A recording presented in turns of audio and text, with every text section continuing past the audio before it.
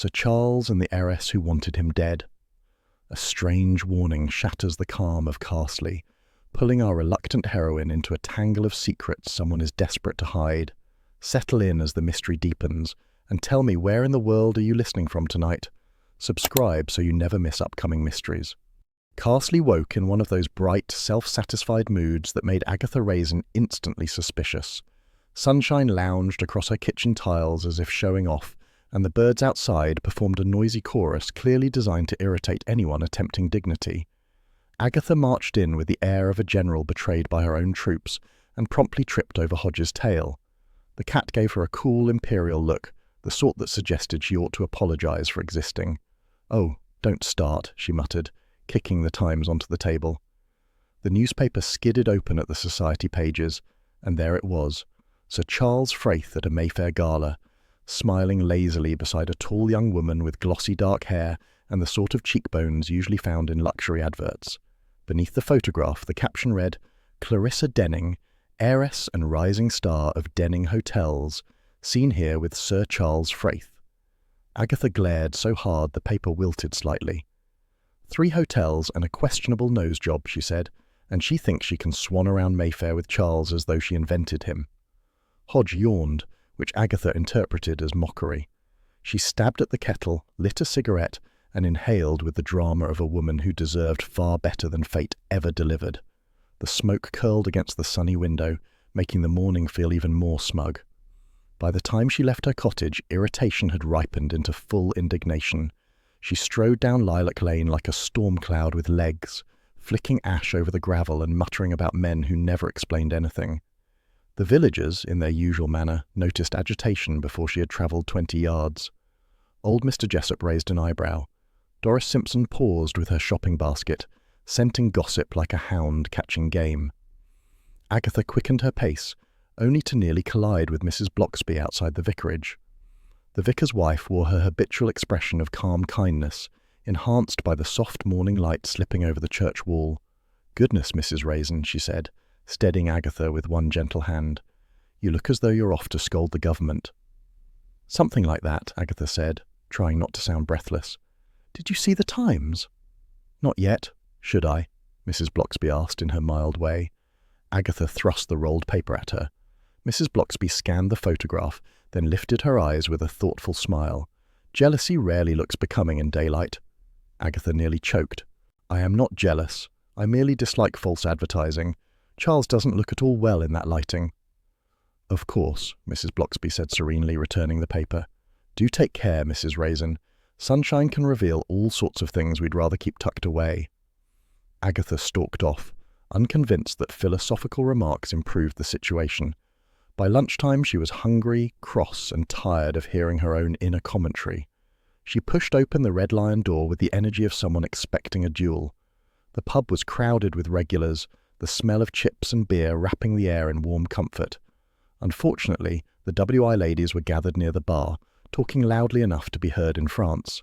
"And she's beautiful, of course," one of them was saying, "quite the contrast to his usual choices." Agatha froze. His usual choices. She scanned the room for an escape, but it was too late. Mrs. Turlington spotted her and beamed. "Agatha, dear, have you seen the news about Sir Charles's new romance?" Agatha forced a smile that felt like cardboard. "Hardly a romance. She's young enough to be his." "Protégé," Mrs. Turlington suggested brightly. "Mistake," Agatha finished. The ladies twittered. A true friend would have changed the subject. The WI, however, preferred to explore discomfort with the diligence of archaeologists. Agatha escaped to a table by the window, pretending she had ordered lunch when in fact she had lost her appetite entirely. The sunshine outside seemed to laugh at her. A clue arrived in the form of Doris Simpson, who swooped down like a gossiping kestrel. She leaned in conspiratorially. "Saw Charles's car last night, heading toward Morton. Late for him, that is." "So?" Agatha said, though the information pricked at her curiosity. "Well," Doris whispered, lowering her voice for effect, "I heard he's been meeting someone there. Someone young." Doris smiled triumphantly, pleased with her contribution. Agatha dismissed the remark as village exaggeration, but it lodged in her mind nevertheless, a red herring disguised as helpfulness. She retreated home in a foul mood. Even her answering machine seemed to blink reproachfully. Around 6 o'clock, the phone rang, and out of habit she snatched it up. "Agatha, darling," Charles's voice drawled. "Do stop sulking.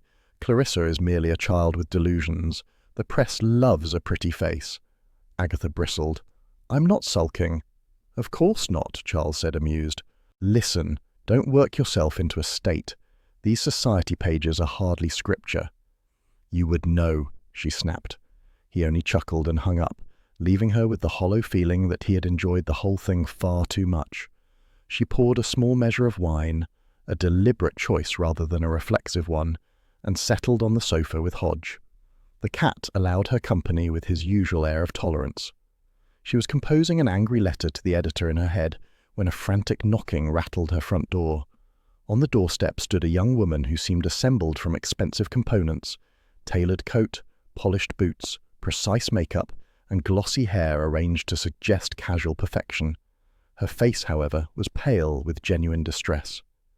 "Mrs. Raisin? Agatha Raisin?" she gasped. "I'm Clarissa Denning." Agatha's grip tightened on her glass. "I know who you are." Clarissa swallowed. "I'm terribly sorry to intrude, but Sir Charles is in dreadful danger." Agatha's jealousy evaporated, replaced by the quick, bright spark of professional interest. "Danger from whom?" Clarissa fished something from her handbag with trembling hands, a note composed of cut-out magazine letters. She held it out like a cursed relic.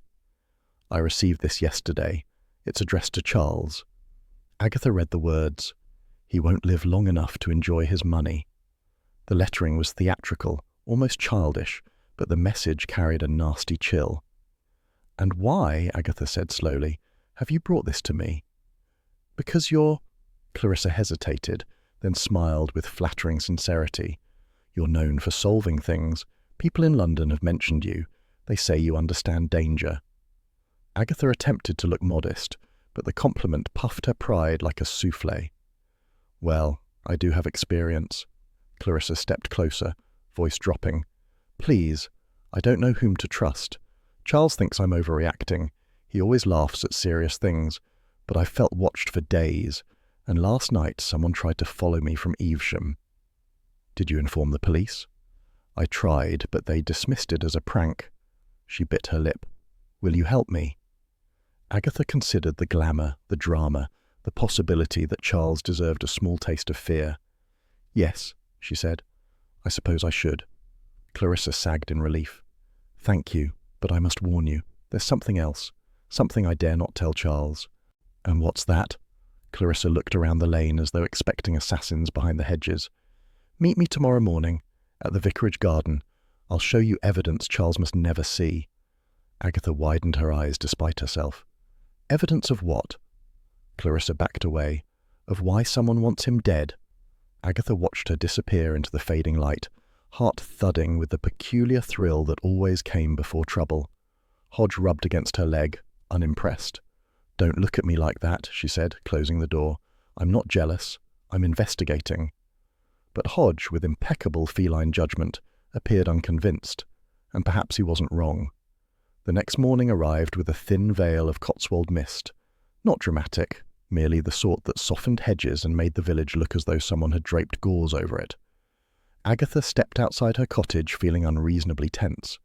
Hodge sauntered after her, tail aloft, as if he intended to supervise whatever she was doing.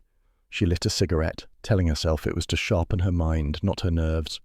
Clarissa Denning had sounded overwrought on the phone last night, and overwrought young women usually meant trouble. Agatha briskly walked toward the vicarage garden, crunching over gravel and pretending she wasn't curious. Clarissa was already there, hovering by the rose arches like a tragic heroine waiting for her cue. She wore oversized sunglasses despite the muted daylight, and kept twisting her hands together. Her appearance drew attention, even from Doris Simpson, who happened to be walking past the lane with suspicious perfect timing. Doris stopped so abruptly her shopping bag swung like a pendulum. "Morning, Agatha. Who's your guest?" she called far too loudly. Agatha stiffened. "Just a friend." "Is she famous?" Doris demanded, already reaching for mental notepaper. Clarissa gave a weak smile, which only made Doris inhale with excitement.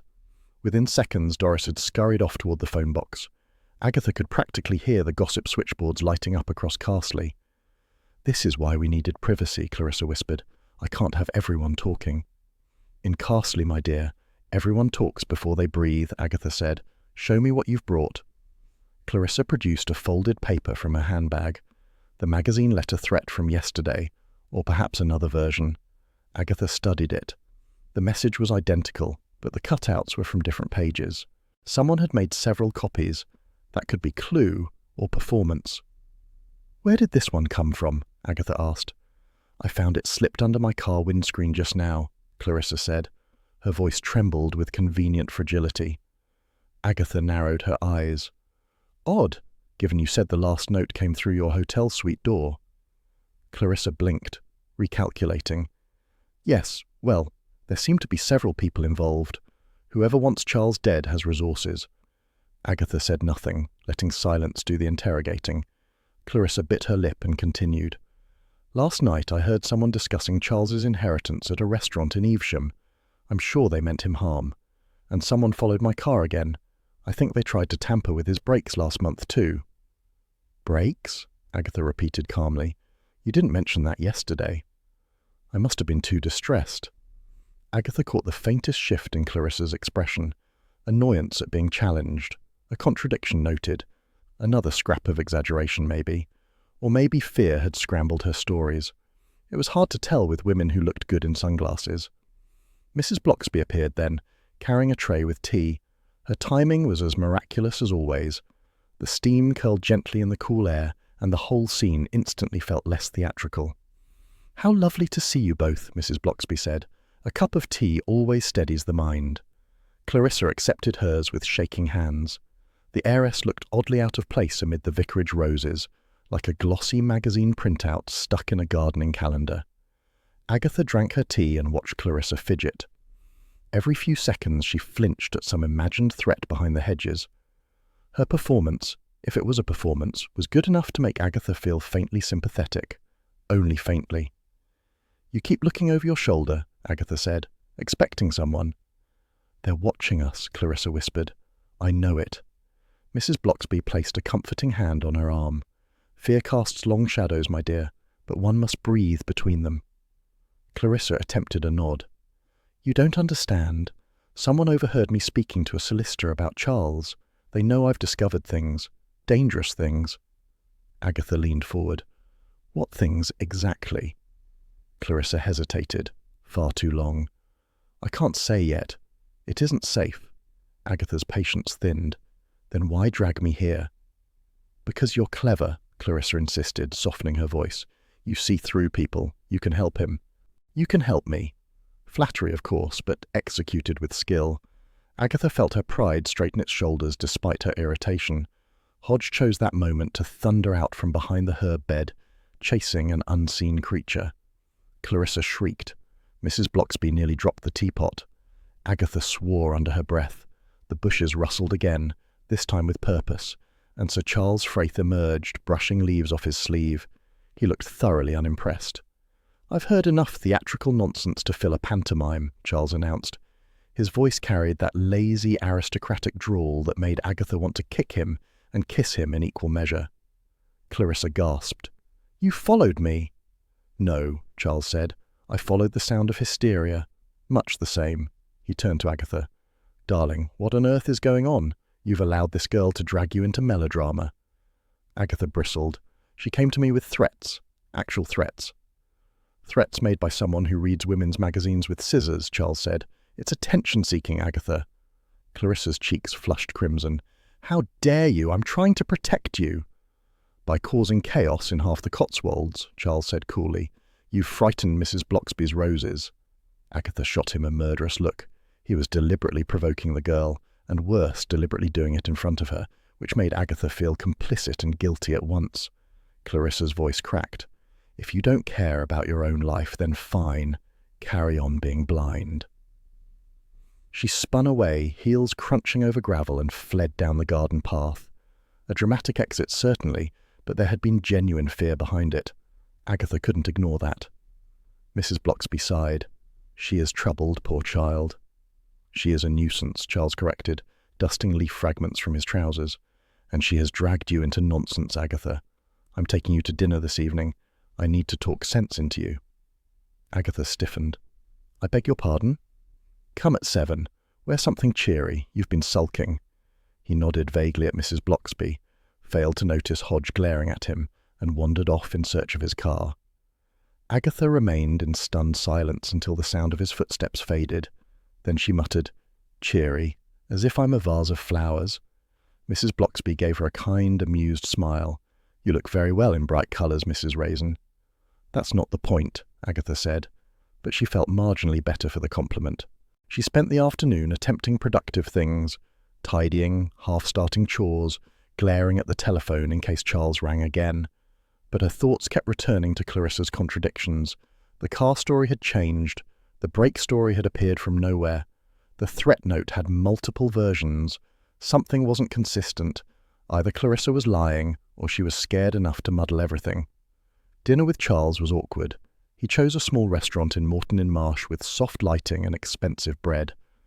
Agatha wore something colourful purely to spite him. Charles insisted Clarissa was exaggerating, possibly unstable. Agatha defended her half-heartedly while wondering why she was defending her at all. When she returned home, tired and confused, her answering machine blinked with urgency. She pressed play. Clarissa's voice emerged in a hushed rush. "Mrs. Raisin, please, come tomorrow morning. I've uncovered something huge. You must hear it, and Charles must never know I've spoken to you." Agatha stood in the dim hall, heart ticking faster. That sounded less like theatrics and more like panic. Hodge padded over, brushing her calf, unimpressed with the drama. "Great," Agatha muttered. "The village will be at my throat. Charles thinks I'm naive, and now I've got an heiress whispering for help in the dark." Hodge blinked at her. Agatha sighed. "Fine," she said. "We'll meet her. But if this turns into a circus, you're dealing with the lions." Hodge flicked his tail as though he knew exactly how many lions she'd already invited. A cool, crisp morning settled over Carsley, the sort that pretended it was spring even when the hedgerows insisted otherwise. Agatha drove toward Barfield House with the radio off, rehearsing possible speeches for Clarissa Denning. She expected tears, drama, and perhaps a fresh batch of contradictions. Hodge had attempted to follow her out of the cottage, but she had gently pushed him back inside, declaring the day unsuitable for cats or sensible adults. He sat in the window, tail flicking, watching her fuss with her handbag. When she came back in to grab it, she never noticed the small tabby shape slipping neatly into the back of the car. The winding lane to Charles's estate glittered faintly with dew. Agatha tried to adopt a professional expression, though the truth was she felt oddly excited. Clarissa's late-night message had sounded breathless, almost frantic. Something big, she had said. Evidence Charles must never see. Agatha hated being left out of anything important, especially if Charles was involved. She parked beneath a row of clipped yews and hurried toward the house. The front door stood half open. That alone was wrong. Charles never left anything ajar unless dramatically entering or exiting. Agatha stepped inside and heard voices echoing down the hall. Sharp, panicked voices. She reached the drawing-room doorway and stopped dead. Clarissa Denning lay sprawled across the ornate rug, limbs at odd angles, her dark hair fanned like a fallen halo. A small scrap of paper lay beside her hand. Charles was shouting into the telephone for the police. 2 servants hovered nearby, pale and frightened. Agatha's breath caught in her throat. Clarissa's skin was ghostly, lips tinged blue. Something hard twisted inside Agatha, a mix of shock and reluctant pity. Charles turned, face tight with fear. "She's dead," he said. "Found her like this. For God's sake, Agatha, I don't know what happened." Agatha forced herself forward. She crouched beside Clarissa. The note was scrawled in a shaky hand. "I can't bear it any more. I'm sorry." A tiny pile of pills lay spilled from a bottle near the settee, but something felt off. Too arranged. Too quick. Sirens wailed faintly in the distance, growing nearer. Agatha glanced at Charles. His dread was real enough, but she sensed another emotion beneath it. Something withheld. The police arrived with practised tread. Bill Wong entered first, his expression weary before he had even stepped fully inside. He spotted Agatha and closed his eyes briefly. "Please tell me you didn't advise suicide, Agatha." "Don't be ridiculous," she snapped. "She came to me last night, terrified someone wanted Charles dead." Bill knelt by Clarissa, inspecting her wrist. He frowned. "Bruising. Looks like someone grabbed her hard. And this bracelet's clasp is broken." He lifted the delicate gold chain. Could be a struggle. A clue, and an unpleasant one. Agatha glanced around the room. Something else felt wrong. Clarissa's handbag lay overturned near the armchair, contents scattered awkwardly. Lipstick, receipts. A crumpled tissue. It looked staged, yet sloppy. A maid sniffled. "Her bag wasn't like that earlier, sir. Someone must have—" Bill nodded quietly. "We'll examine it at the station." Distant voices grew louder. Agatha turned to see Mrs. Bloxby entering, summoned by a worried servant. She crossed the room with gentle steps, her presence softening the grim atmosphere.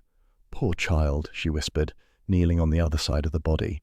"Such fear in her eyes last time I saw her." Agatha swallowed. "You think she was frightened, not despairing?" Mrs. Bloxby looked at the emptied handbag. She didn't look like someone seeking release. She looked like someone still searching. She leaned closer to the settee and reached delicately underneath. From the shadows, she pulled out a torn magazine cutout, similar to the threatening notes. Agatha's heart lurched. "Someone left that there." Bill pocketed it carefully. "Well spotted, Mrs. Bloxby." Outside, a crowd had begun to gather behind the estate gates. Castley moved faster than television networks. Agatha recognized several faces pressed curiously against the iron bars. She saw Doris Simpson elbowing her way to the front. Moments later, Doris slipped past a distracted constable and approached the house like an undercover spy. "Agatha," she hissed, "exclusive information." "Oh, for heaven's sake," Agatha muttered. "Not now, Doris." "You'll want to hear it," Doris insisted, nodding emphatically. "I saw Clarissa arguing with someone last night. Hands flying, voices raised, in a red BMW. I couldn't see the driver, but she looked furious." Bill overheard. "You're sure it was her?" "Absolutely," Doris said, preening. "I have an excellent sense for drama." A red herring, perhaps, but intriguing. Agatha stored it away. Charles, meanwhile, paced the room like a man unmoored. His usual lazy charm had vanished, replaced by something raw and strained. He stopped suddenly before Agatha. "I barely knew the girl," he said, voice low. "She was persistent, dramatic, but I had nothing to do with this." "No one said you did," Agatha replied, though suspicion tugged at the corner of her mind. Charles was rattled, yes, but he was also avoiding her gaze. Bill approached, tone measured. "Sir Charles, I'll need a statement, and please stay available.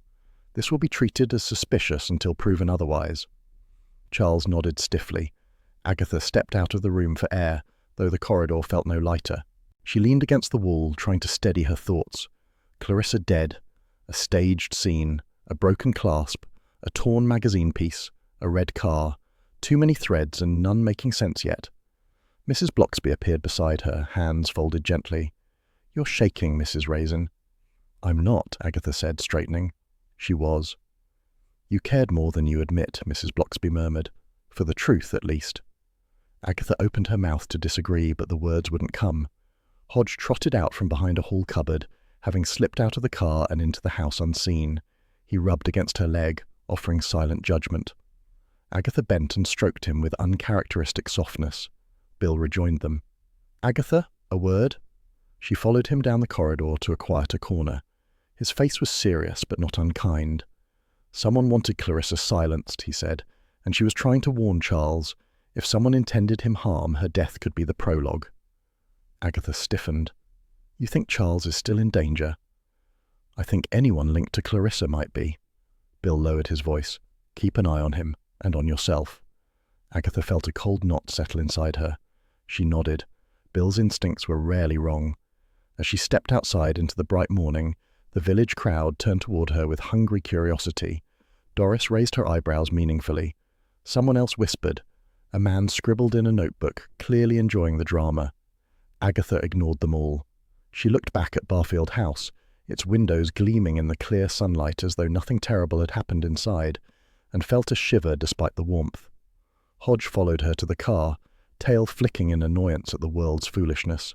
Agatha knew exactly how he felt. She drove away, knowing one thing for certain. Clarissa Denning had been afraid of far more than imaginary shadows, and whoever cast those shadows might now be watching her too. Evesham greeted Agatha with a thin spring brightness that felt both brisk and impatient.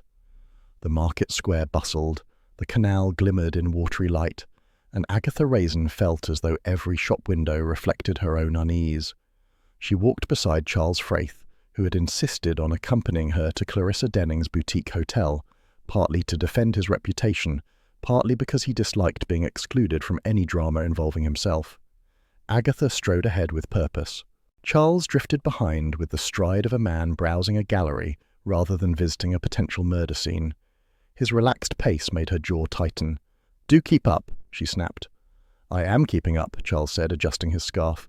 "You're simply marching toward doom as though you've a train to catch." "I'm investigating," Agatha retorted. "Something you might try for once." Charles laughed softly, which annoyed her further. She pushed through the hotel's glass doors, determined to make a strong entrance. Instead, she ran straight into a vast arrangement of lilies. Agatha staggered. Charles caught her elbow. "Careful, darling," he murmured, not helpfully. The lobby was all polished floors and faint citrus scent, the sort of place that tried a little too hard to look exclusive. A young receptionist blinked at them nervously before phoning the manager. Simon Vale descended the staircase with slicked-back hair and an expression somewhere between charm and panic. He wore a sharp suit, but the collar sat uneasily, as if borrowed from a more competent man. "Mrs. Raisin, Sir Charles," he said smoothly. "Terrible business about Miss Denning. How may I help?" Agatha studied his eyes. They were quick, restless, always darting to check whether anyone else was watching. She disliked him immediately. "We need information," she said, "about her last days, where she went, who she met." Simon folded his hands. "I shall do what I can. Miss Denning, well, she made enemies quicker than she made cocktails. And she made very good cocktails." Agatha raised an eyebrow. "Enemies? Such as?" Simon released a strained laugh. "Staff, mostly. She threatened to fire half of them last week. Said they lacked aspiration. She was dramatic like that." His smile twitched, betraying resentment. Charles wandered toward a set of framed photographs, studying them like museum pieces. Agatha shot him a glare, which he entirely ignored. A young housekeeper shuffled into the lounge, clutching a stack of towels. She paused when she saw Agatha and Charles, then leaned closer to whisper urgently. "I heard her arguing with a man. Big man. Fancy coat. Had a signet ring. They were shouting near the lift. Proper row it was." "Did you recognize him?" Agatha asked. "No, miss, but he looked like trouble." She hurried away before Simon could scold her. A clue, but a vague one. Another staff member, a thin clerk with an over-polished manner, joined them. "Miss Denning was withdrawing funds lately," he said softly. "For private reasons. Wouldn't say why." "Funds," Agatha echoed. "How much?" He glanced nervously at Simon. "Enough to frighten an accountant." Simon cleared his throat sharply. "Thank you, Trevor. That'll do." Trevor retreated. Agatha noticed the quick, guilty glance he cast toward the office door. Something was festering beneath the hotel's glossy surface. Charles reappeared, looking bored. "Do hurry," he murmured. "This lobby is exhausting." Agatha wanted to kick him. Simon led them through Clarissa's office, a stylish room filled with expensive stationery and empty notebooks.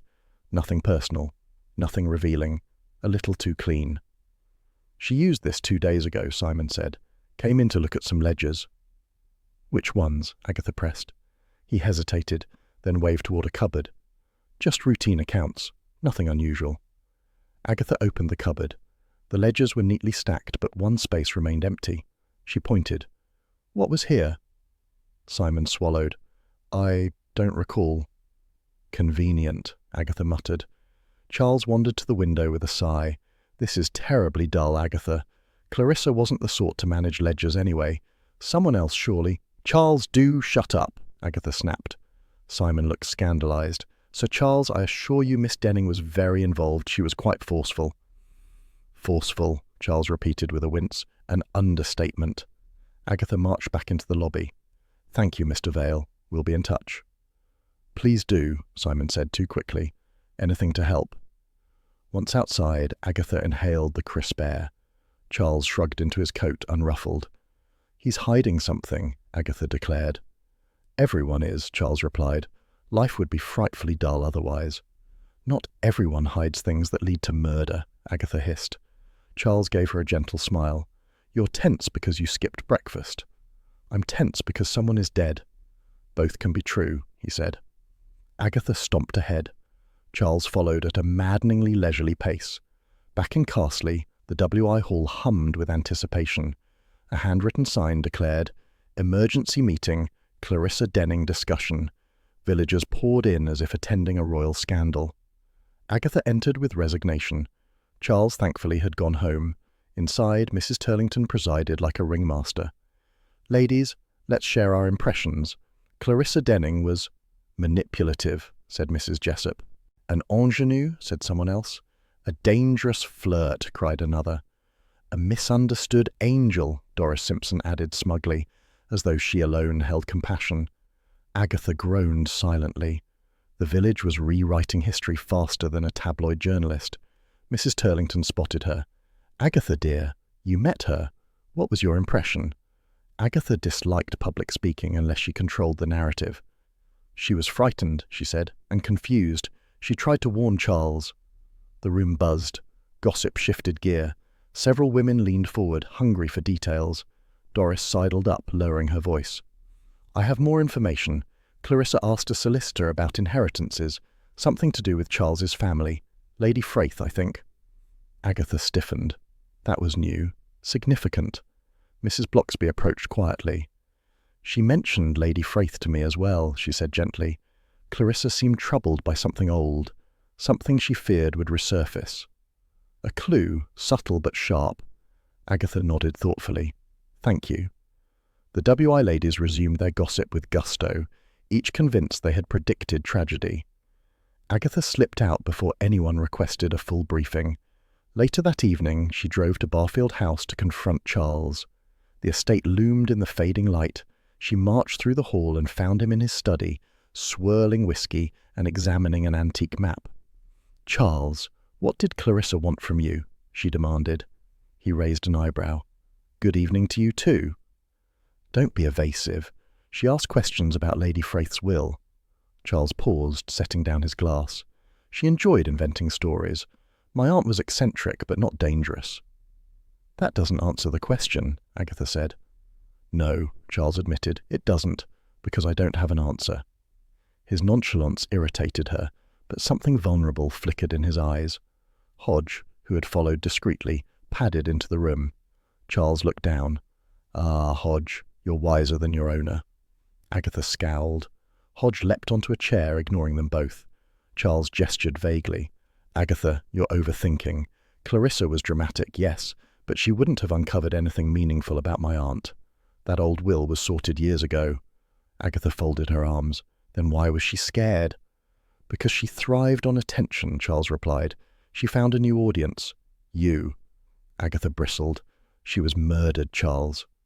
"I know," he said quietly. Hodge flicked his tail in agreement. Agatha sighed. She was too tired to argue. "I'm going home." Charles offered her a tired smile. "Take care, Agatha." She nodded and stepped toward the door, but something glinted on the floor near the desk. She frowned and stooped. It was a tiny gold charm, a miniature star, delicate and expensive-looking. She recognized it instantly. Clarissa's bracelet had been missing a charm in the drawing room. Agatha held it up slowly. "Charles, why is this in your study?" Charles stared at it, stunned. "I've never seen that before." "It's Clarissa's," Agatha whispered. "I swear, Agatha," Charles said, voice unusually grave, "I don't know how it got here." For once, Charles Fraith looked genuinely shaken, and Agatha Raisin felt the cold prick of doubt creep along her spine. A pale, almost apologetic sunlight filtered across Carsley the next morning, the sort that gave no warmth but tried to look friendly. Agatha Raisin stood at her kitchen counter, glaring at the kettle as though it were responsible for all recent misfortunes. Hodge lounged on a chair, grooming himself with regal indifference. Agatha had spent half the night replaying the moment she discovered Clarissa's bracelet charm in Charles's study. He had looked genuinely shocked, but Charles could fake sincerity better than most actors. She poured herself tea, the strong sort that promised control, and wondered whether she should march to Barfield House and demand answers. She didn't need to. Charles arrived at her cottage, tapping the door with the authority of someone used to instant invitations. Agatha opened it and crossed her arms. "Well?" she demanded. Charles slipped inside with a sigh. "Agatha, Before you accuse me of some plot cooked up by a gossip columnist, let me explain." "Please do," she said, "preferably before I lose patience." He sat down, running a hand through his hair. For once he looked genuinely tired. "Clarissa tried to blackmail me." Agatha's mouth fell open. "Blackmail? With what? Her cheekbones?" "Don't be absurd," Charles said. "She claimed she knew something about my aunt's will. Lady Fraith had a brief, spiritual lapse in her later years. She allowed some quack advisor to convince her to alter her will. Something about destiny and ancestral energies. Ridiculous." Agatha narrowed her eyes. "And she changed it back?" "Of course," Charles said. "The family solicitor intervened, but Clarissa learned about the episode through her family's old connections. She hinted that if I didn't support her business ventures, the story might reach certain people at my club." Agatha stared. Charles cared little about reputation in general, but that club, men who bragged about gardens and stocks with equal pomp, mattered more than he liked to admit. "So, you paid her?" "No," Charles said sharply. "I refused. She dropped the subject, or so I thought." Hodge leapt onto the table, eyeing Charles with regal suspicion. Agatha absently scratched his ears. "Why didn't you tell me?" she asked. "Because you'd have delighted in the scandal," Charles said, "and because I thought it harmless. Clarissa enjoyed drama. I didn't imagine it would lead to this." Agatha's irritation softened. A little. "Someone slipped her bracelet charm into your study." "I swear I didn't touch it." Agatha believed him, mostly. She took a breath, straightened her coat and said, "Bill Wong learned Clarissa met a solicitor before she died. In Mercester. We're going." Charles blinked. "Now?" "Yes, now," she said, "before someone else decides to die inconveniently." Mercester greeted them with crisp air and the faint smell of bakery from the high street. Agatha strode toward the solicitor's office, ignoring Charles's complaints about the parking situation. The receptionist eyed them with polite confusion until Agatha declared, "We need to speak to Mr. Redford. It concerns Clarissa Denning." Mr. Redford was a thin, balding man with the weary look of someone who spent his life reading other people's poor decisions. He gestured them into his office. "Yes, Miss Denning was here 2 days before her death," he said. "She requested a copy of an old version of Lady Fraith's will. I advised caution, of course." Charles groaned softly. "Not this again." Mr. Redford nodded. "Miss Denning implied she needed it for leverage. Her word. She seemed determined, though troubled." Agatha leaned forward. "Why would she want the old will specifically?" "Because that was the version influenced by the so-called spiritual advisor," Redford explained. "A rather embarrassing episode. Nothing illegal, but socially awkward." Agatha glanced at Charles. His jaw had tightened. That alone told her Clarissa had poked a sensitive place. "Did she say anything else?" Agatha asked. "Only that time was running short," Mr. Redford said. "She looked over her shoulder several times. I assumed she was being dramatic." Agatha thanked him, though her mind churned. Clarissa had been gathering ammunition, but for what? Blackmail, leverage, a desperate plea. Or was she running from someone who now wanted to silence her permanently? Outside, the afternoon light dipped slightly as clouds rolled across the rooftops. Agatha sensed movement behind them. She turned sharply. A man in a grey coat stood across the road, staring directly at them. He had broad shoulders and a stillness that suggested calculation. When Agatha stepped forward, he jolted and slipped into a chemist's shop. "Did you see that?" she hissed. "See what?" Charles asked, glancing around lazily. "A man watching us." Charles smiled indulgently. "Darling, people watch you everywhere. You're very striking." Agatha glared. "Don't flirt. It doesn't distract me." "It was worth a try," he said, though unease flickered in his eyes. They waited outside the chemist's for several minutes. Nobody emerged wearing a grey coat. Either he had changed clothing inside or escaped through a back exit. Agatha hated being outmaneuvered. By evening, the crisp light had hatched into a soft, peach-coloured dusk. Carsley looked peaceful, which irritated Agatha more than turmoil would have. She wanted someone to match her agitation. She got her wish when Roy Silver crashed through her cottage door without knocking. "Darling," Roy cried, arms flung wide. He wore an enormous scarf, enormous sunglasses, and an expression of theatrical grief. "I came the moment I heard. Clarissa Denning, dead. It's positively Shakespearean. Tragedy, intrigue, bad lighting choices." Agatha shut the door behind him before the neighbours could overhear the London-level drama. Hodge arched his back, alarmed by Roy's volume. "Roy, calm down," Agatha ordered, "and don't upset Hodge." "I adore Hodge," Roy said, kneeling dramatically. Hodge retreated under the table. "Ungrateful creature. Anyway, I bring news from London. You won't believe the stories circulating." Agatha folded her arms. "Well?" Roy perched on the arm of the sofa. Clarissa was deep in debt. The hotel project was bleeding money. Her ex-boyfriend was a nightmare, jealous, possessive, and fond of shouting at social events, and she made enemies in hotel circles. Staff, managers, suppliers, you name it.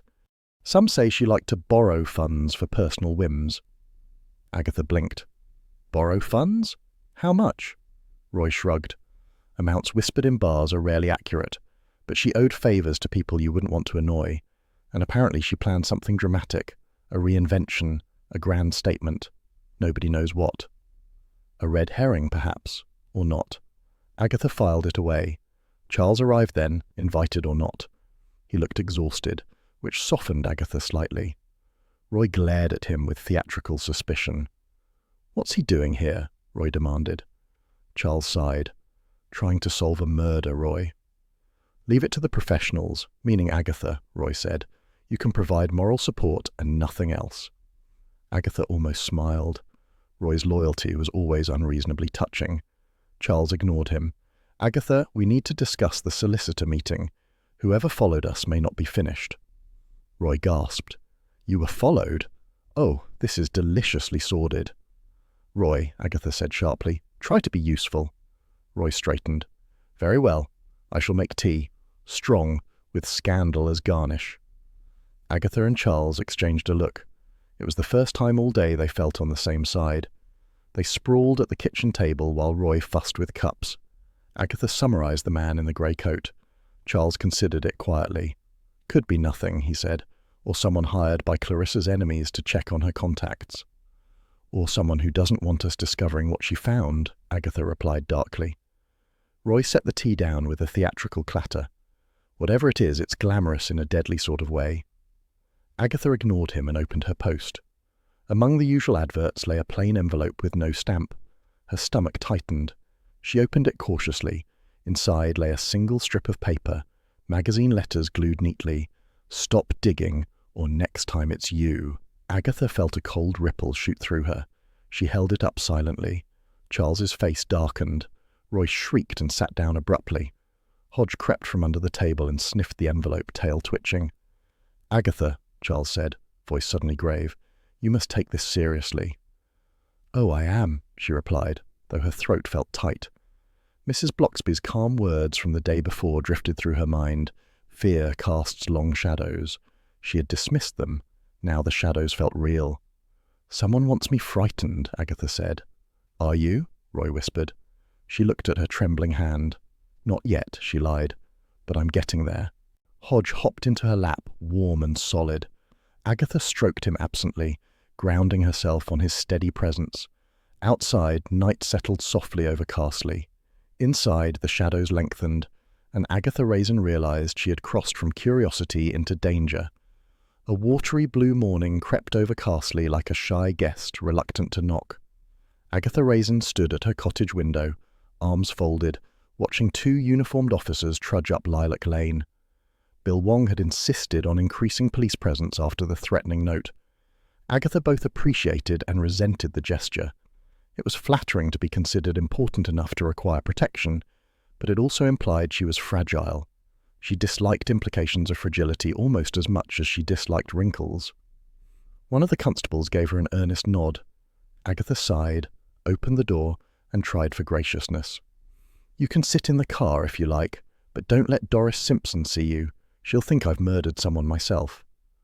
"Understood, Mrs. Raisin," the constable replied. He parked discreetly opposite the cottage, which naturally drew Doris Simpson out onto her front step within seconds. Doris studied the scene like an owl watching field mice. "Morning, Agatha," Doris called far too loudly. "Police again? Everything all right?" "Perfectly fine," Agatha snapped, closing the door before more questions could be launched. Hodge sat on the rug, tail flicking in expressive disapproval. Agatha ruffled his head. "Police outside the house, and I'm not even the murderer. Yet." A knock sounded. Agatha groaned. If that's Doris, I shall commit a crime just to justify the police. It wasn't Doris. It was Sir Charles Frayth, breezing in as though the cottage were his pied-à-terre. I've decided to stay here, he announced, for safety. For whose safety? Agatha demanded. Yours, of course, Charles said lightly, and perhaps mine, if you insist on tracking psychopaths. Hodge wandered over, sniffed Charles's shoes, and walked away with disdain. Charles ignored the insult and placed a parcel on the table. It contained smoked salmon. To win over your cat, he said. Hodge reappeared instantly, abandoning dignity. Agatha scowled. Don't bribe him. Everyone responds to incentives, Charles replied, patting Hodge like a diplomat placating a foreign leader. Agatha wasn't in the mood for diplomacy. She grabbed her coat. I'm interrogating Simon Vale again. Something about him rings false. Everything about him rings false, Charles said. I'll drive. The boutique hotel looked even more pretentious in the clear sunlight, like a fashionable woman posing for admiration she didn't quite deserve. Agatha marched inside, ignoring the receptionist's alarmed expression. Simon Vale appeared moments later, smoothing invisible creases from his jacket. His face twitched when he saw Agatha. Mrs. Raisin, Sir Charles back again? Tell me about the money you siphoned, Agatha said without preamble. Simon blanched. I beg your pardon? You were diverting funds, Agatha continued, but not for Clarissa's projects, for your own extracurricular activities. Simon wilted, shoulders sagging. It wasn't theft, merely borrowing. I meant to return it. Borrowing requires permission, Agatha said. Charles looked amused. Do continue. This is rather entertaining. Simon shot him a look of pure hatred. It was only a little money, for a woman, someone I care about. Agatha sniffed. Most men who say that are lying. So you weren't embezzling for murder? Of course not, Simon protested. I loved Miss Denning. She was brilliant. Impossible, but brilliant. A red herring. Simon Vale was guilty of stupidity, not homicide. Agatha switched tactics. Did she mention her cousin, Jerome Denning? Simon hesitated. Only that he was trouble, and relied on her far too much. Signet ring, Agatha pressed. Simon blinked. Yes, he wore one, very old-fashioned. So the man arguing with Clarissa near the lift might indeed have been Jerome. Agatha gave a curt nod and stormed out. Charles followed, hands in pockets. That was quite dramatic, he said. Simon's useless, Agatha muttered. Time for the cousin. Jerome Denning lived in a gloomy cottage near the Gloucestershire border, the sort of place where curtains never fully opened and gardens surrendered to weeds in protest. Agatha stepped across the threshold with trepidation. Jerome himself greeted them with the oily charm of someone who had practiced it in mirrors. Mrs. Raisin, Sir Charles, he purred. Terrible loss, my dear cousin's passing. Jerome was tall, sleek, and overdressed. He wore a signet ring that glinted as he gestured.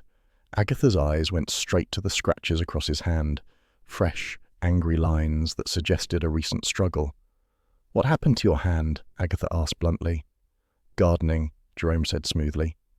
Agatha eyed the jungle outside. Of course. Inside, the cottage smelled faintly of expensive cologne and desperation. Jerome motioned toward a chair, but Agatha remained standing. Her gaze drifted to a half-open drawer stuffed with magazines, glossies cut into jagged pieces. She stepped closer. Planning a scrapbook, she asked. Jerome closed the drawer with an overly casual shove. Recycling. Indeed, Agatha murmured. Jerome watched her with feline caution. Is there something you want, Mrs. Raisin? Answers, she said. You argued with Clarissa recently, in a red BMW. His eyes flickered. I may have spoken sternly. She threatened to cut my allowance. Ungrateful girl. And, Agatha pressed, I left. She was alive. Do try not to paint me as a villain.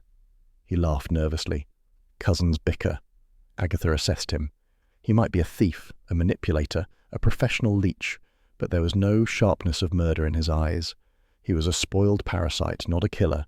Another red herring. Charles cleared his throat. This is tiresome. Agatha, lunch? She rounded on him. Lunch? We are knee-deep in suspects. I work better after nourishment, Charles said serenely. Agatha's glare was wasted. He was immune. She allowed Charles to take her to lunch only because her head ached and her temper felt like frayed wire. Unfortunately, he chose a restaurant so expensive the menu didn't print numbers. It displayed prices in coy dashes. Agatha stabbed at her grilled fish, muttering, "Someone's dead, Charles. Aren't you the slightest bit shaken?" Charles sipped his wine. "This is merely how I cope, darling." Agatha growled under her breath. "I cope by finding the truth. You cope by eating trout." "Everyone has a method," he replied. Guests stared as Agatha's irritation bubbled over. She hissed, "Do you ever take anything seriously?" "Not unless I must," he said lightly. She threw down her napkin and stormed outside. Charles followed, the picture of calm. "You're angry," he said. "You think?" she snapped. "You're also frightened," he added. Agatha stopped. His tone was gentle, annoyingly so. She looked away, refusing to confirm anything. Back in Carsley, Agatha found Mrs. Bloxby tending roses. The vicar's wife greeted her with her usual warm, steady smile. "You look tired, Mrs. Raisin." "Men are exhausting," Agatha said, "and women even more so." Mrs. Bloxby nodded with sympathy.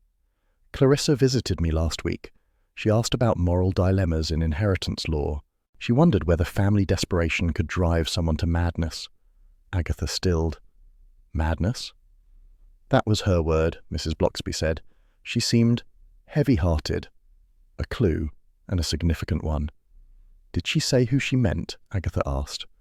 "No," Mrs. Bloxby replied, "but she seemed burdened by responsibility, as though she felt guilty for someone else's desperation." Agatha thanked her and walked home quickly, thoughts racing. Clarissa had been entangled in family troubles deeper than she'd said, and someone, perhaps more than one someone, stood to lose greatly if she changed anything about inheritances. When she reached her cottage, Hodge stretched across the sofa like a furry monarch. Charles had taken over her favourite seat and looked perfectly content. "I brought pastries," he announced, "to improve morale." "Morale is not improved by crumbs," Agatha said, but she sat beside Hodge, grateful for the warmth. As she leaned back, her eyes drifted to the suicide note pinned in her memory. Something about it had never felt right. The shaky writing, the placement, the arrangement of pills. It snapped into clarity now. "The note," she whispered. "It was taped down." Charles blinked.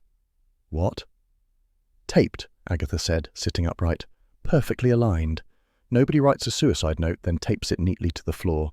It was staged." Charles stared at her. "You're certain?" "Absolutely." Agatha felt the pieces shift.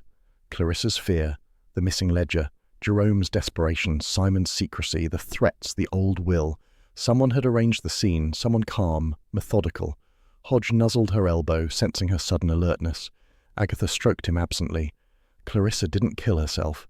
Someone made sure we'd believe it. Inside the cosy cottage, the truth finally stirred. Sharp, cold, and undeniable. And Agatha Raisin realized she was closer to danger than ever. A pale, brittle morning hung over Carsley, like thin icing on a stale cake. Agatha Raisin stood outside her cottage, arms wrapped tightly around herself, wondering how on earth Clarissa's careful staging had fooled anyone. The thought gnawed at her. Someone had arranged that scene with intent, not panic. She wanted Charles to see it too, but he had a remarkable ability to glide past discomfort, as though it were a puddle placed for peasants. Charles arrived in his vintage convertible, scarf billowing dramatically. "Ready to revisit the Chamber of Horrors?" he asked. "Stop calling it that," Agatha said, getting in. "And yes, we're reproducing everything exactly." "It seems indecent," Charles muttered. "The poor girl only just—" "Murderers aren't concerned with propriety," Agatha snapped. "Drive." Barfield House appeared through the thinning mist, elegant and aloof. The drawing-room still smelled faintly of lilies and polished wood. Agatha paused, breathing in the cold quiet.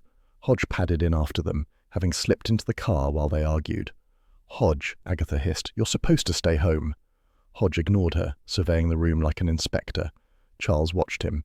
"Even your cat is obsessed with death scenes." "He's got better instincts than you," Agatha retorted. They began reconstructing the layout. Clarissa's position, the scattered pills, the overturned handbag. Charles protested at each detail, but Agatha insisted. "You are grotesquely thorough," he muttered. "Thank you," Agatha said. She crouched by the settee, remembering Mrs. Bloxby's observation about the torn magazine scrap. She reached underneath. Nothing. Then something caught the light. A faint smear of cleaning residue. "Look," she said. Charles bent to see. Someone wiped this area in a hurry. Not the cleaners. They wouldn't miss a spot this obvious. Charles frowned. "Fingerprints?" "Exactly. Someone cleaned where they touched." "You really think someone staged this?" "Yes," Agatha said. "Clarissa didn't tape down her own suicide note." Before Charles could reply, a sharp crack shattered the calm. Something slammed through the window. Agatha yelped. Charles dove onto the sofa and Hodge arched like a Halloween cat. A stone skidded across the floor, a paper tied to it. Agatha snatched it up with trembling hands. One word, cut out letters. "Stop." Charles stared. "Good Lord!"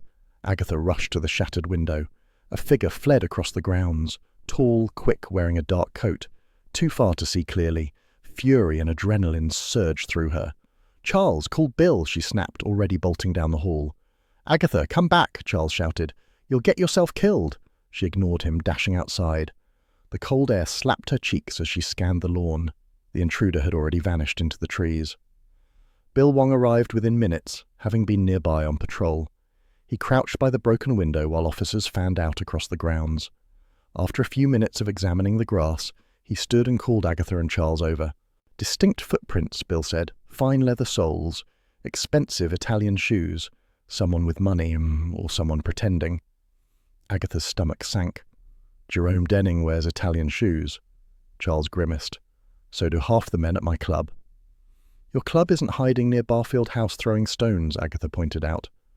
Bill took notes. "I'll bring him in for questioning. You two should stay put, please." "Why do people keep telling me that?" Agatha muttered. They didn't stay put.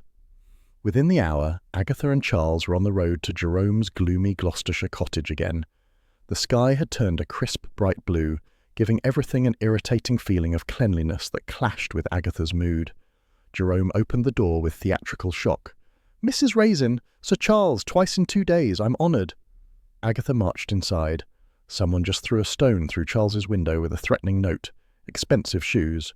Care to explain?" Jerome raised both hands. "I wear Italian shoes, yes, but I didn't come anywhere near Barfield House." Agatha's eyes narrowed. "Where were you this morning?" Jerome hesitated only a second too long.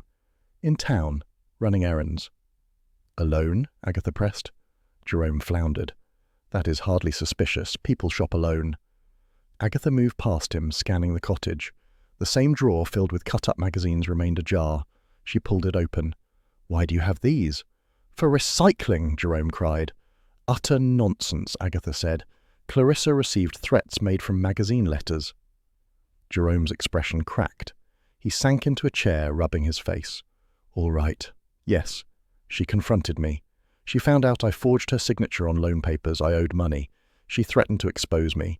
But I didn't kill her. I swear on everything." Agatha watched him carefully. He seemed pathetic, desperate, but not murderous.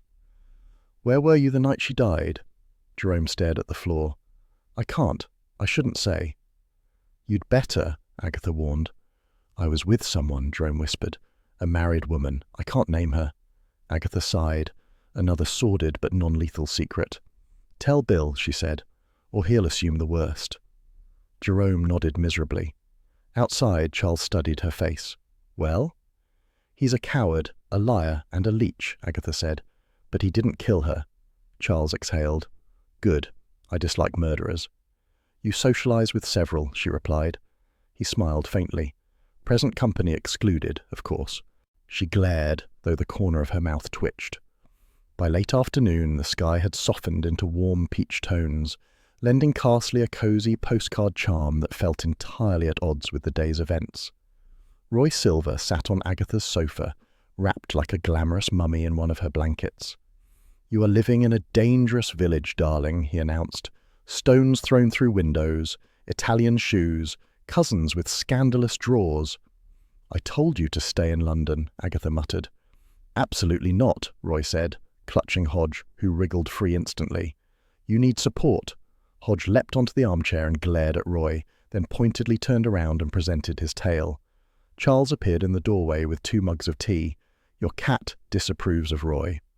"Hodge disapproves of everyone," Agatha said. Roy gasped. "He loves me. He's just expressing trauma." "No, darling," Charles murmured. "He's expressing taste." Agatha rolled her eyes. "I'm too tired for both of you." "You're scared," Charles said quietly, "and you hide it badly." She stiffened. "I'm not scared." He gave her a look that suggested he knew better. She stood up abruptly. "I'm going for a walk, alone." "Absolutely not," Roy cried. "You'll be kidnapped by someone in Italian footwear." "Then I'll step on their toes," Agatha snapped, grabbing her coat. She stalked outside, breathing in the cool evening air. The village felt calm, the windows glowing with warm domesticity. Somewhere a dog barked, somewhere else a kettle whistled. Carsley remained stubbornly cozy even as Agatha's life spun into absurd danger. After 10 minutes, her anger softened. She returned home, feeling marginally steadier. Inside, Charles and Roy were arguing about sleeping arrangements. "I need the spare room," Roy insisted. "The countryside is murderous." "I will take the spare room," Charles countered. "Roy can sleep on the sofa." "I cannot sleep on a sofa," Roy declared. "My spine is artisanal." Agatha threw up her hands. "Fine! Roy gets the spare room. Charles gets the sofa. Hodge gets the moral high ground." Hodge meowed approvingly and left the cottage altogether in protest of the overcrowding. "Splendid," Charles said. "Even your cat won't stay." Agatha smacked his arm. Night fell deep and still. At 11:30, Agatha realized she had forgotten to lock the back door. Muttering, she padded down the hall. She froze. The back door was ajar. A faint rustle drifted through the kitchen. Agatha's heart kicked hard. She reached for the nearest weapon, a rolling pin, and stepped forward cautiously. On the floor, illuminated by moonlight, lay a small paper scrap. Torn, jagged, a strip of magazine letters. Her breath tightened. She knelt, fingers trembling. It was half of Clarissa's original threatening note, the one Clarissa had shown her on the first day. Someone had broken in to leave it. Agatha's pulse throbbed. Charles and Roy were asleep, or bickering, upstairs. Hodge was missing. The cottage, usually her sanctuary, felt suddenly porous. She shut the door with shaking hands and locked it 3 times. Then she leaned against it, rolling pin still raised, heart pounding. "This isn't fear," she whispered to herself. "It's heightened caution." But the truth pressed cold against her skin. Someone had been inside her home while she was out. Someone who wanted her rattled. She placed the torn note on the table and stared at it. The worsening puzzle twisted tighter. Upstairs, a floorboard creaked. Roy's voice drifted faintly. "Agatha, darling, why are you clattering?" She didn't answer. She looked at the note, then at the darkened window, then at the locked door. Someone wasn't finished. Hodge was still nowhere to be found. Agatha Raisin swallowed, squared her shoulders, and whispered, "Right, now I'm scared." A thin ribbon of soft morning sunlight slipped through Agatha Raisin's curtains the next morning, landing squarely on her face as though it meant to wake her with purpose. She groaned, pushed aside the blanket, and remembered instantly why her nerves felt stretched like cheap elastic. Someone had entered her cottage. Someone had left half the original threatening note on her kitchen floor, and Hodge had disappeared in lofty protest over Roy and Charles occupying his territory. Agatha rose, washed briskly, and armed herself with strong tea. She hated feeling hunted. It made her temper sharper, her pride louder, and her mind restless. She paced the kitchen, replaying every conversation with Clarissa. She hadn't truly heard the girl, she realized. Clarissa hadn't been afraid for Charles. She had been afraid of Charles discovering something about her. Agatha stopped mid-stride, the idea forming with sudden clarity. Clarissa had been evasive, dramatic, skilled at performance. What if the threats weren't from an enemy? What if they were from her? A diversion, a misdirection. Clarissa needed sympathy. She needed attention. She needed to hide the truth, and threatening notes would achieve all 3. Agatha grabbed her coat and set out toward the vicarage. Mrs. Bloxby opened the door with her usual serene warmth. "Mrs. Raisin, you look rather pale." "I've had a break-in and a revelation," Agatha said. "Kettle on?" They sat in the kitchen, steam curling from the pot. Agatha explained her theory. Clarissa had written the threatening notes herself. Mrs. Bloxby listened with gentle concentration. She did seem troubled, Mrs. Blocksby agreed, but I felt a weight of guilt rather than fear. Guilt, Agatha echoed. Exactly. Clarissa wasn't scared of a killer. She was scared of truth. About Charles, Mrs. Blocksby asked softly. No, Agatha said, leaning forward. About her money, her family, her will. Mrs. Blocksby blinked. Her will? She visited the solicitor, Agatha said. She asked about inheritance desperation. She staged threats. She wanted people looking at danger, not at her intentions. Mrs. Blocksby nodded slowly. That is clever, Mrs. Raisin, in a tragic way. Agatha stood abruptly. I need the solicitor again. Mercester's streets were cold and bright, the sort of morning that made stone buildings look polished.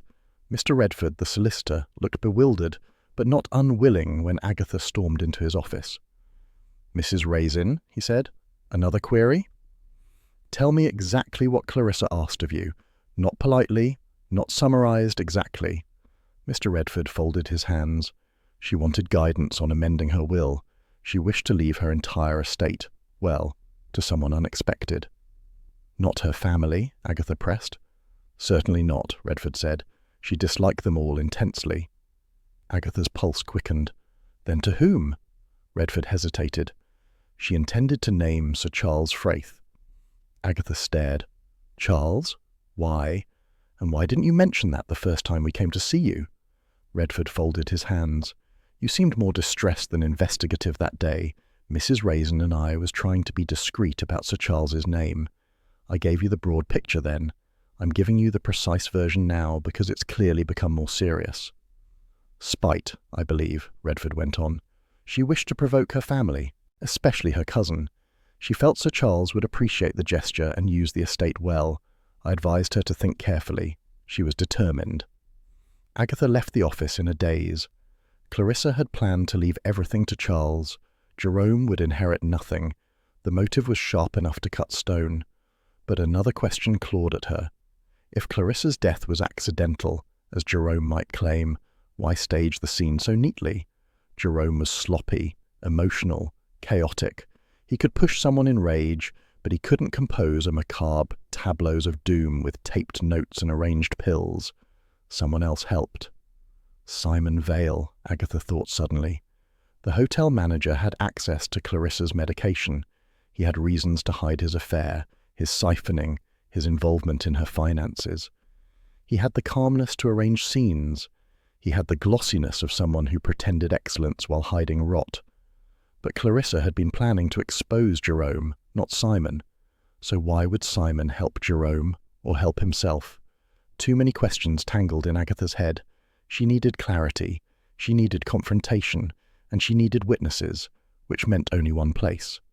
The Red Lion looked unusually busy for mid-afternoon, but Carsley villagers were masters of convenient timing when scandal promised entertainment. Agatha marched inside, Charles and Roy trailing behind her like mismatched accessories. Bill Wong waited at the bar, hands in pockets, expression braced. "What is this?" Bill asked quietly. "A gentle village discussion," Agatha said, "with a confession at the end if all goes well." "You terrify me," Bill muttered. Jerome Denning entered on cue, his expression already defensive. The moment he spotted Agatha, he approached with jerky indignation. "I came because your message sounded urgent," he snapped. "This had better be important." "It is," Agatha said, stepping into the centre of the pub. The room hushed instantly. Half the villagers made a show of looking at their drinks, though their ears pivoted like antennae.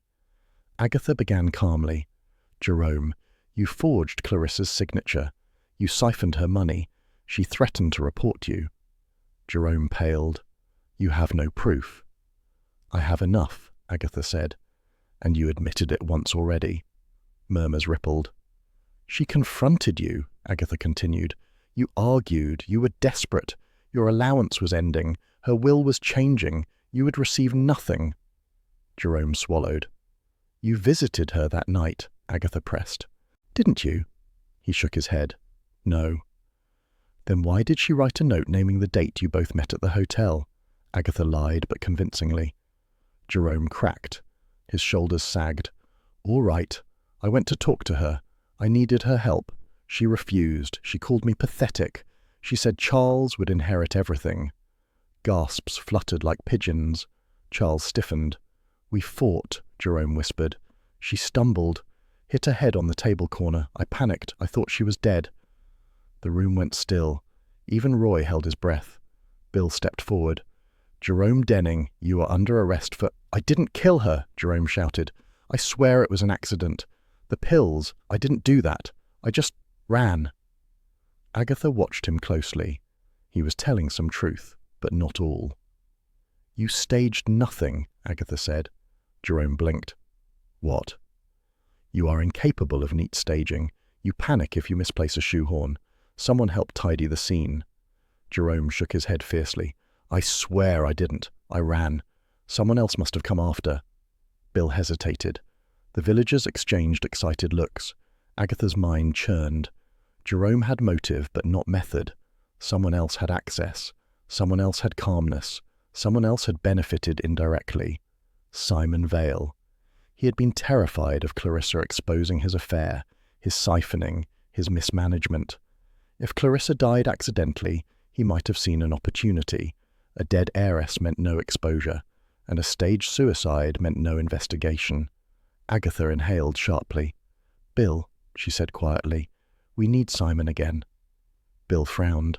"Simon Vale, the manager?" "He had her medication," Agatha said. "He had access to her room. He had motive. Clarissa could expose him at any moment." Charles whispered. "And he visited her estate recently. I saw his car outside the gates 2 days before she died." Agatha turned to him. "You didn't mention that." "I forget things sometimes," Charles said. "You forget things conveniently," Agatha snapped. Bill held Jerome's arm. "I'll take him to the station. Don't go after Simon without me." "Of course not," Agatha said sweetly. "That means you will," Bill groaned. Agatha didn't answer. She was already moving. Outside, dusk draped Castley in a gentle lavender glow. Agatha walked briskly toward her cottage, Charles and Roy hurrying to keep up. "You can't confront Simon alone," Charles scolded. "I can do whatever I like," Agatha said. "Not when someone has broken into your cottage," Charles insisted. "And not when your cat has fled in protest." Agatha slowed. Hodge. She felt a stab of guilt. She hadn't looked for him properly today. She needed to fix that. But first, Simon. They reached her cottage. The door remained locked from the inside, thank goodness. Agatha pushed it open. Then she froze. Her kitchen table was bare. The torn magazine scrap, the half-note left last night, was gone. Someone had entered again. Charles stepped beside her. "Agatha?" She breathed in slowly. "This ends soon. Simon Vale knows more than he pretends." Roy whimpered.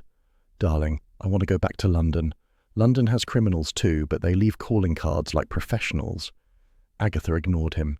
She took out her notebook, flipping to the page where she had copied Clarissa's timeline of threats. "Clarissa wrote those notes herself," Agatha whispered, "but she didn't tear them. Someone took the scraps after. Someone who knew what they meant." She stared at the empty table. Simon had visited the estate. He had taken Clarissa's medication. He had cleaned fingerprints. He had motive. He had nerves disguised as charm. Agatha looked up sharply. "Tomorrow," she said, "we're going back to the hotel." Charles sighed. Roy squeaked. Hodge still hadn't returned. Agatha set her jaw. Time to corner a coward. An unsettled grey morning drifted over Castley, the sort that felt undecided about whether to brighten or brood. Agatha Raisin stood at her gate, coat buttoned sharply, chin lifted with determination. She had slept badly, replaying her theory about Simon Vale until thoughts ran in frantic circles. Hodge had returned at dawn, insulted but unharmed, and now sprawled on the windowsill with aloof dignity, pointedly ignoring her. Charles and Roy had bickered half the night, producing noise that would have drowned out an orchestra. Agatha left them both sleeping in the living room, Roy snoring like a tiny steam engine, while Charles had commandeered the sofa with aristocratic entitlement. She stepped into the cool morning air. Today she would confront Simon Vale. No more cautious speculation, no more polite questions. Clarissa deserved truth, even if it came dressed in indignity, hotel perfume, and accounting fraud. The drive to Evesham was crisp and quiet. She tried not to think about the break-in. She tried not to think about fear sneaking beneath her bravado. She focused instead on what she excelled at, chasing deceit until it collapsed in exhaustion. The boutique hotel rose ahead, its glossy facade practically begging for approval. Agatha marched inside, heels clicking with purpose. The receptionist startled, then offered a shaky smile. "Mr. Vale in?" Agatha asked, voice sugary with threat. Yes, he's in his office," the girl stammered. "Splendid," Agatha said, though she felt far from splendid. She strode down the corridor, past polished mirrors and smugly arranged orchids. She knocked once on Simon's office door, then pushed it open without waiting for permission. Simon Vale shot up from his desk, eyes widening. "Mrs. Raisin, this is highly irregular." "Murder is highly irregular," Agatha said, shutting the door behind her. "Let's discuss your involvement." Simon's smooth facade wobbled. My involvement?" "Stop pretending," Agatha said. "Clarissa found you siphoning funds, you panicked, you followed her, and you were there the night she died." He flinched. Only slightly, but enough. "I don't know what Jerome told you." "Jerome told me enough to know he couldn't stage a fruit bowl, let alone a suicide," Agatha snapped. "You arranged that room. You taped that note. You placed the bracelet charm in Charles's drawer. You cleaned the fingerprints. You wrote half the threats. And you had access to Clarissa's medication." Simon stared at her, jaw clenched tight. His eyes, usually slick with self-importance, now glimmered with something rawer. "I did not kill her," he hissed. "She was alive when I found her." "Alive?" Agatha repeated quietly. He sank back into his chair, breathing hard. Then his voice cracked. "Yes, barely. She'd fought with Jerome, that pathetic cousin. I saw her through the window. She'd hit her head. He ran off like a frightened child." Agatha's pulse quickened. "I went in," Simon continued. "She was slumped on the rug. I checked her pulse. Weak. Very weak. She looked broken." His voice trembled. "She said she'd ruin me. She always said that. She'd ruin everyone who didn't adore her. She had the report, my accounts, the affair, everything. She wanted to expose me to the board." "So, you gave her more pills," Agatha said. Simon swallowed. "I was terrified. My career, my reputation, my life depended on her silence. I knew Jerome would be blamed. He'd been shouting. He'd left fingerprints. Everyone knew he resented her." "You took advantage of chaos," Agatha whispered. "You killed her with calmness." "She was dying anyway," Simon said, voice thin. "I only hastened—" "That is murder," Agatha snapped. Simon stood suddenly, face flushed. "She destroyed everyone. She would have destroyed me. She held those hotel shares like weapons. She threatened to fire half the staff. She lived on power. And she was about to leave everything to Charles Fraith. Did you know that? She told me she admired him. She wanted him to run the hotels. Me, reporting to Charles I'd rather die." "You are unhinged," Agatha said. "And you are meddling," Simon hissed. He stepped in front of the door. Agatha's heart drummed heavily. She glanced around the room for weapons. The only objects were decorative, a modern lamp shaped like a twisted ribbon, a stack of folders, and a large crystal paperweight. Simon took another step forward. His voice went soft, frighteningly so. "You should have stayed out of this, Mrs. Raisin. You have an annoying habit of asking questions." Agatha reached for the paperweight. "Now," Simon said, "you will sit, and you will listen to reason." "No," Agatha said, lifting the paperweight and hurling it with a surprising arm. It hit Simon square in the shoulder. He yelped, stumbling sideways. Agatha darted for the small staff door she'd noticed earlier, cleaning access to the hallway. She flung it open, squeezed through, and bolted. "Agatha!" Simon shouted, footsteps thundering behind her. She ran through the narrow back corridor, the hotel humming around her like a hive. Her breath grew sharp and fast. Another door led outside. She burst into the open air, only to be hit instantly by a sheet of rain, heavy, urgent, the first downpour in days. The sky had opened with dramatic flair worthy of Clarissa's ghost. Agatha sprinted across the pavement, shoes slipping. Tourists huddled under cafe awnings, watching with the bored curiosity of people trained by television drama. Simon emerged behind her. "Stop," he shouted. "No chance," Agatha shouted back, regretting every missed aerobics class. Then a familiar voice split the rain. "Agatha!" Bill Wong rushed around the corner, soaked but alert. Before Simon could react, Bill tackled him cleanly. They crashed to the wet pavement, Simon struggling like a furious octopus. Agatha bent over, panting, hair plastered to her forehead. Bill snapped handcuffs around Simon's wrists, rain pelting them. "You all right?" Bill asked, standing and offering a hand. "Perfect," Agatha wheezed. "I enjoy being chased by murderers." Tourists applauded half-heartedly. One asked Bill for directions. Simon snarled, "This woman ruined me. She ruined everything." "No," Agatha said, voice steady now. "You did that yourself." Bill dragged Simon to the police car while officers rushed in. Agatha leaned against the brick wall, letting the rain cool her fury. She felt exhausted, relieved, and oddly proud. She had cornered a murderer. She had outrun danger. She had survived. But she had also nearly been killed. Again. By the time she returned to Carsley, the rain had softened into a wistful drizzle. Charles was waiting outside her cottage, hands in pockets, expression tight. "Agatha," he said, stepping forward. "I'm fine," she insisted, "utterly fine." "You were chased by a murderer," Charles said. "Bill called me." "He wasn't a good murderer," Agatha said. "Too dramatic." "Agatha." His voice carried something rare, genuine worry. He placed a hand on her arm. "You frightened me." She blinked. Charles rarely admitted emotion except boredom or hunger. His sincerity made something soft twist inside her. "I tripped," Agatha lied. "Twisted my ankle slightly." "You tripped," Charles repeated, skeptical. "Yes," she insisted. He sighed. "Come inside. You need wine." "I don't—" "Agatha." She allowed herself to be guided in.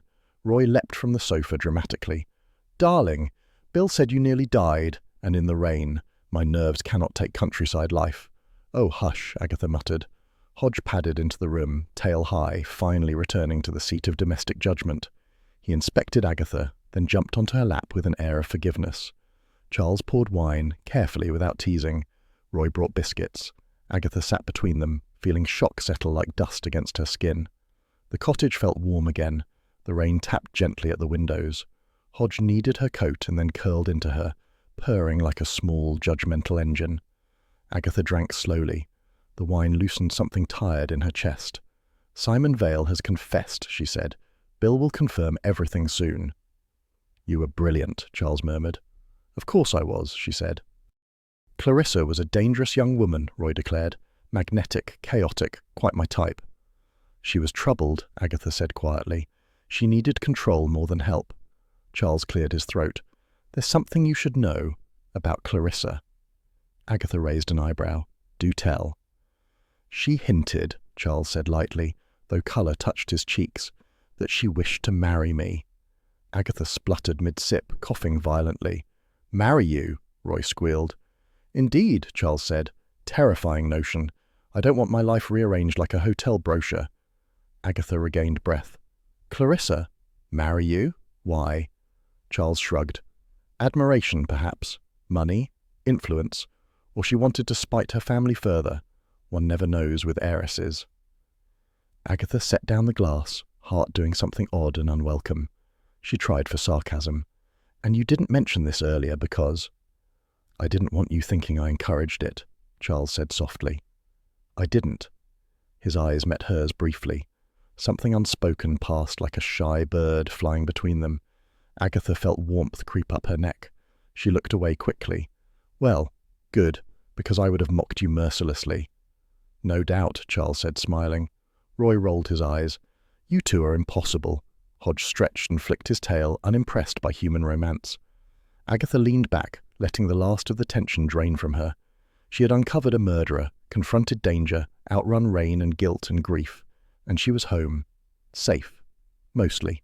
She lifted her wine again. Her hands no longer shook. Outside, the drizzle eased, replaced by a quiet Carsley evening. The village hummed with small domestic noises, dogs yawning, kettles boiling, curtains being drawn. Life settling back into its gentle rhythm. Agatha breathed deeply. She felt older, wiser, more exhausted, and oddly content. She had seen the darkness beneath charm, and she had held her ground. Charles topped up her glass without asking. She didn't stop him. "So," Charles said lightly, "what shall we do tomorrow?" Agatha smirked. "Hopefully nothing involving murder." He clinked his glass gently against hers. "One can hope." Hodge purred louder, curling nearer to the fire. Agatha Raisin, for once, allowed herself quiet. Tomorrow could wait. A soft, harmless drizzle misted over Castley the next morning, the gentle sort that didn't drench clothes so much as encourage reflection. Agatha Raisin stood at her cottage window, watching droplets gather on the lavender bushes. For the first time in days, her heart wasn't thumping from adrenaline or indignation. Instead, she felt a tired calm, a sense that the storm, literal and otherwise, had passed. Simon Vale was in custody.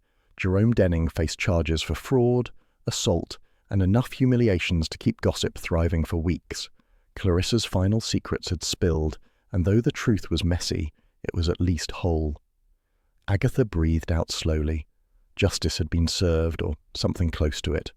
She poured tea, not wine for once, and sank onto the sofa. Hodge padded over, climbing onto her lap with the air of a creature who had forgiven her for the week's chaos, but expected recompense in pats. Agatha stroked him, allowing herself a rare moment of softness. The knock at the door ruined the moment.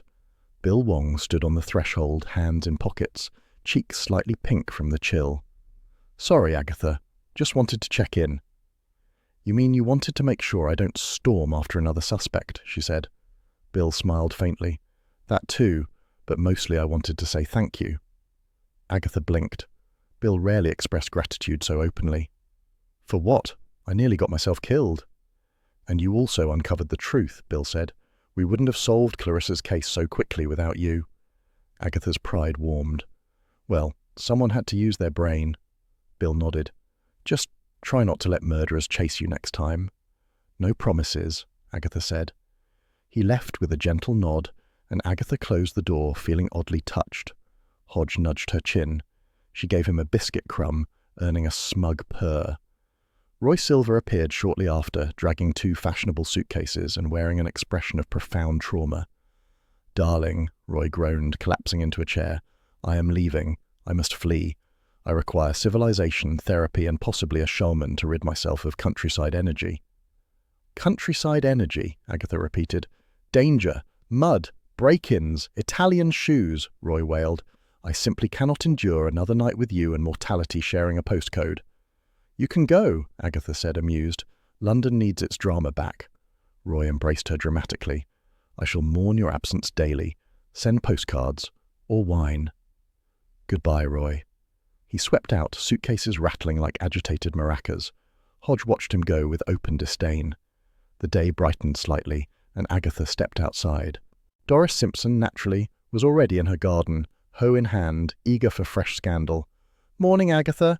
Terrible business with that hotel man. I always said he looked shifty."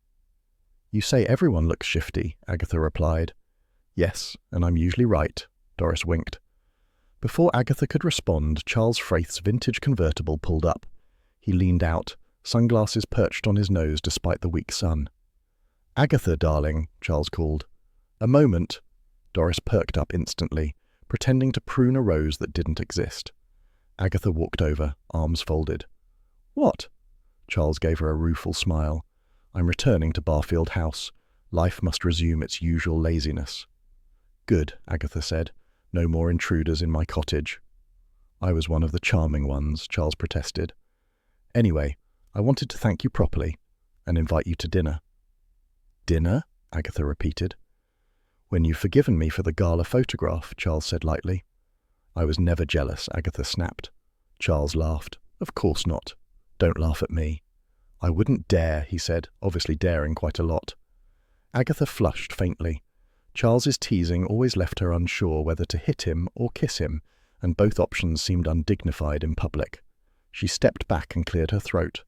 "Well, enjoy Barfield House," she said. "Don't trip over any lingering murder weapons." "Only if you join me for dinner soon," Charles replied. She waved him away, pretending boredom. Doris sighed dramatically as he drove off. "Such charm," Doris murmured. "If I were 20 years younger." "You'd still be inappropriate," Agatha said, heading inside. The village settled throughout the afternoon. Word of Simon's confession travelled at record speed, helped along by WI ladies who treated facts as optional seasoning. By tea-time, Castley gossip had already moved on to the scandal of a missing Victoria sponge at the WI bake sale.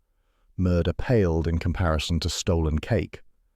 Agatha lit the fire, letting warmth fill the room.